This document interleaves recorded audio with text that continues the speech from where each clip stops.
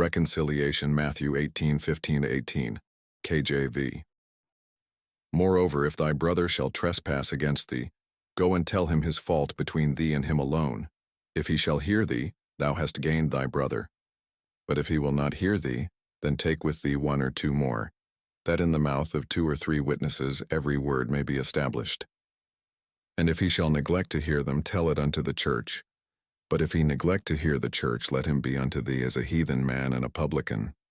Verily I say unto you, whatsoever ye shall bind on earth shall be bound in heaven, and whatsoever ye shall loose on earth shall be loosed in heaven. Historical understanding. In Jewish culture, reconciliation and communal accountability were vital.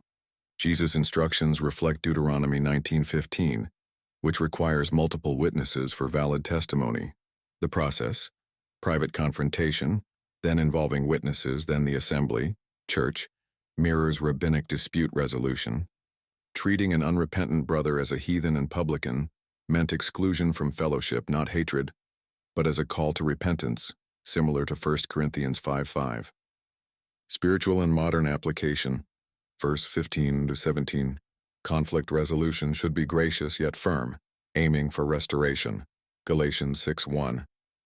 Escalation ensures fairness, avoiding gossip or unilateral judgment, verse 18. Binding and loosing refers to the church's authority to affirm God's judgment. This echoes Matthew 16:19, where Peter is given keys to the kingdom. It's not arbitrary power, but stewarding God's truth, declaring sin's consequences, binding or forgiveness, loosing, based on repentance. Cross-references and commentary. 1 Timothy 5:20 supports public rebuke for persistent sin. 2 Thessalonians 3:14-15 clarifies exclusion isn't abandonment but a corrective measure. Early church fathers, like Augustine, saw binding and loosing as disciplinary, tied to repentance and reconciliation. Jesus' model prioritizes redemption while upholding holiness. The church's authority is real but relational, always pointing toward heaven's standards and mercy.